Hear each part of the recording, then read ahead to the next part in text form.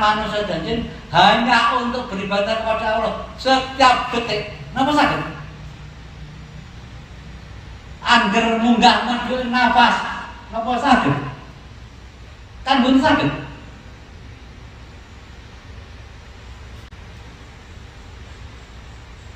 Jadi kejaba niku ateges hanya, kecuali hanya. Jadi kalau kita pahami dengan bahasa kita, Allah Subhanahu wa taala menciptakan kita manusia dan jin hanya untuk beribadah kepadanya. Tidak lain di situ. Napa saged kita dereng mengenal Wahidiyah? Boten saged.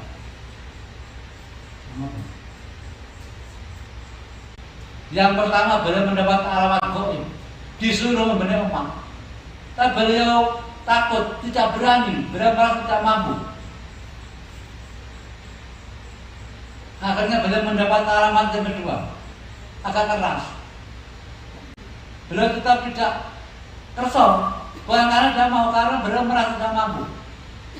Dan yang ketiga akan dipaksa. Beliau kue gak gelem, nyamannya wong, nyaman amat, dosanya wong sak jagat tanggung. Nah saat itu beliau itu bingungan, sampai beliau itu demam. Beliau merasa, akhirnya beliau itu setiap malam itu ubeng, numpak sepeda ontel. Apa sepeda ontel ya? Sepeda ontel. Sepeda ontel. Tangan megang setir gini. Yang kiri masuk satu, kemudian sambil membaca sholawat nariyah. Terus.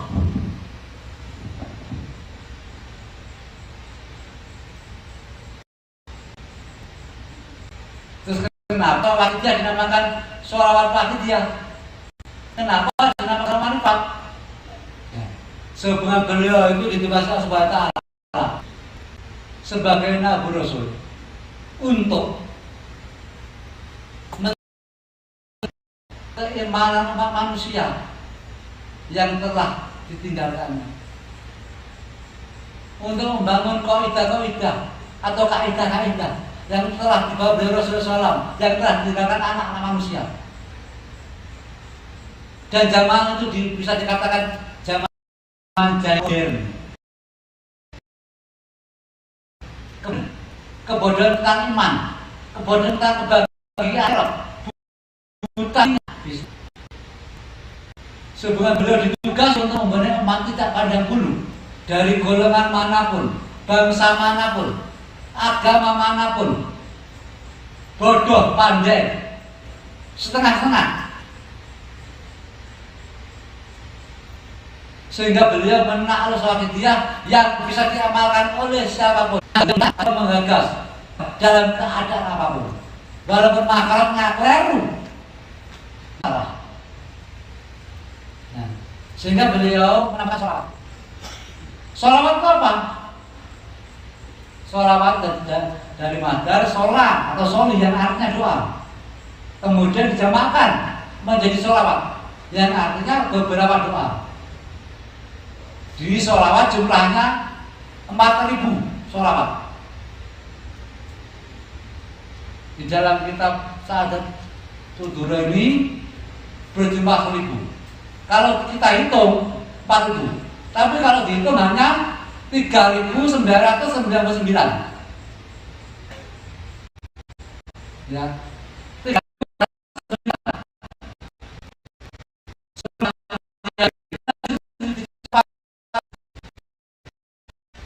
Sudah sangat, dan saya anggap soal baik. Sholawat yang terakhir berarti 4.000 plus sholawat kita 4.000. Nah sholawat artinya itu berasal dari kan sholat atau sholih yang artinya doa, kemudian akan menjadi sholawat yang artinya beberapa doa. Macamnya berapa? Ada 5 macam. Yang pertama, sholawat Allah kepada Nabi, yang berarti pemberian rahmat adil. Artinya sholawat Allah kepada saya Nabi, yang berarti pemberian rahmat dan Allah. Artinya pemberian ampunan dan kasih sayang bagi manusia dan jin yang beriman.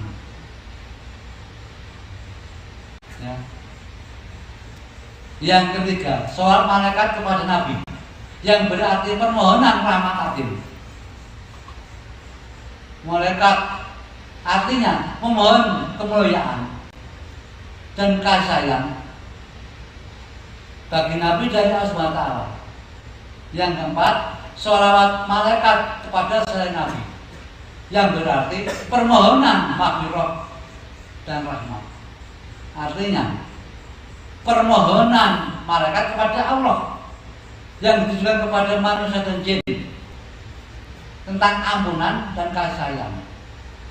Nah, di sini yang terakhir sholawat kita malaikat dan jin yang beriman, yaitu permohonan kemuliaan, kasih sayang dan keselamatan. Itu perbedaannya. Kita justru yang paling terakhir, yang paling rendah, tapi justru paling banyak permohonan keselamatan, kemuliaan dan kasih sayang bagi Nabi kepada SWT. Beliau banyak tahu itu, sehingga beliau mengajak kita bersolawat kepada Nabi. Dan beliau juga tahu, apabila kita membaca sholawat 1 kali, maka Nabi Allah membalas 10 kali. Balasannya apa? Ya, sholawat Allah kepada manusia dan jin. Yang kedua, apa tadi? Pemberian maghfirah dan kasih sayang. Apabila kita membaca sholawat kepada Nabi 1 kali, assalatu wassalamu alaika wa alaika ya sayyidi ya Rasulullah. Kemudian Allah membalas 10 kali. Allah membalas 100 kali. Kita Allah membebaskan kita hidup di dunia yang kemunafikan. Di antara dalam kita di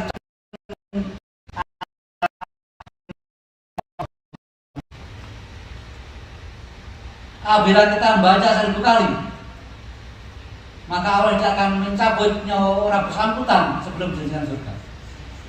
Terus saya pertanyaannya, apakah pengawas wakil dia? Tidak ada yang membaca seperti itu. Saya yakin banyak sekali, bahkan lain daya. Tapi kenapa masih banyak yang munafik? Kenapa masih banyak yang munafik? Pertanyaan itu.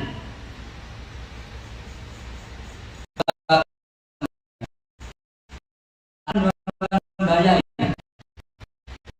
Sebab di dalam sebuah buku, maaf saya bukan orang Arab ya, di dalam sebuah bukunya itu nggak salah tak terbusuk dijelaskan seorang kamil mukamil menyempurnakan orang lain, menyempurnakan orang dia kurun waktu bedok ilate karo piantun agung bersangkutan. Allah Subhanahu wa taala mutus hubungan dia karo piantun agung mau. Senajan mau bisa ngamale ilmune piantun agung mau. Lan ilahiyah kan anak sing sabut Allah salawase urip. Nah, ini terbukti. Lek nur ilahiyah utawi roh mujizat saged sabut Allah. Lek roh mujizat utawi nur ilahiyah seneng ati sabut Allah. Kita boten saged pikantuk hidayah. Auzubillahi min dzalik. Kita boten saged pikantuk syafaat. Boten saged pikantuk bimbingan neraka wadah boten wonten.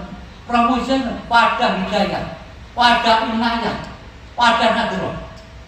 Lek ada boten buat kalau ada betul-betul, nama mungkin kita sakit. Perang menika, monggo kita berubah diri. Mulai saat makin kita sampun ngantos mendoakan bahaya. Bahaya apa sih kan? Kau istimewa. Beliau bos waktu di zaman. Beliau bos waktu di zaman. Yang dipercaya Allah sebagai Nabi Rasul dengan amalan salawat ketiaknya.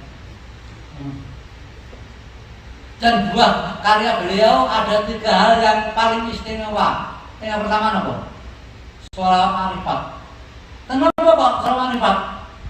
mengerti sholawat itu diambil dan tabarukan kepada dan dari Asmaul Adzam yang terdapat di dalam lembar wakidah sholawat yang kedua yang bunyinya nas'aluka Allah bihaqi atau bikona fi jati bari wahdah. Yang artinya ya Allah dengan hak dan kemuliaan beliau kanjeng Muhammad tenggelamkanlah kami di pusat dasar samudra keesaanmu. Sing dari suara marfat niku.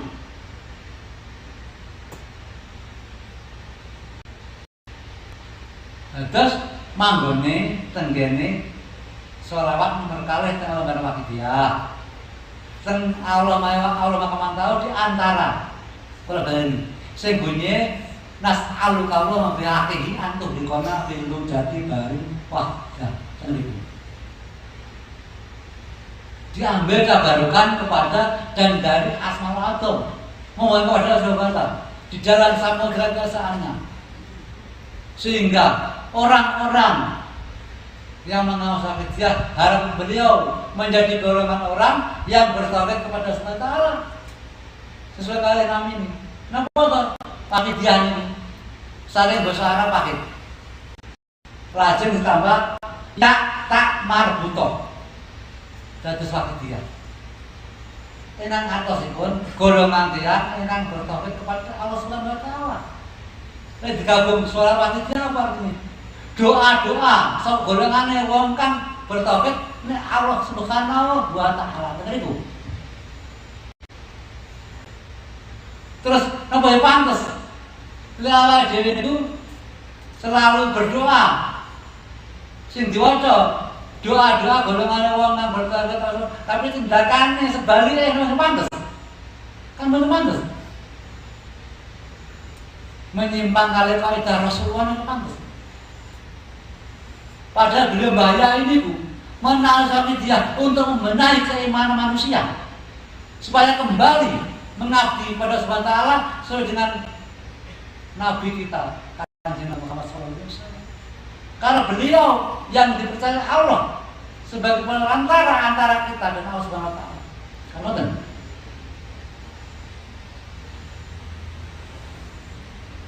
hadirat yang kamu lahumah mau kita kaliman sesuai kali Quran mau kita harus selalu beribadah kepada Allah. Allah yang mampu. Mereka mengenal Rasulullah. Terus apa dia mengenal Rasulullah? Kita harus mencari dengan Rasulullah. Aturan Allah Subhanahu wa taala. Karena pertama adalah dia. Kalau kita ibadah kepada Allah harus melalui dakwah hadiah, Pak kita mampu. Tapi di sisi lain kita harus ibadah, kita dilema. Kita mengalami dilema. Di sisi lain kita harus ibadah kepada Allah. Di sisi lain ada batasan-batasan yang harus kita lalui. Kita dilema teman-teman. Allah memberikan kewajiban, tentunya dia juga memberikan jalan keluar. Sehingga Allah Subhanahu wa taala mengutus para rasul untuk menjadi perantara kita.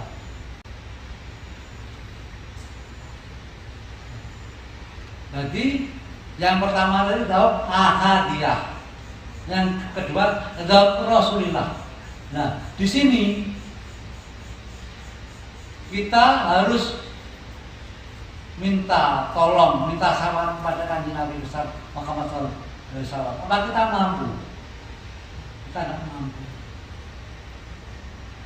Sebab yang mampu melakukan doa Rasulullah hanya orang-orang kita Subhanahu wa taala sebagai Nabi Rasul, sebagai Sultan Aulia. Begitu. Dan sekarang sudah bukan rahasia umum. Pengawas kita semua sudah tahu siapa Bos Wakil Jamin, siapa Sohibul Wahidin, yaitu yang bisa melakukan Rasulillah. Karena beliau dipercaya sebagai Nabi Rasul. Terbukti dengan buah karyanya yaitu Sawah Ijaz dan ajarannya.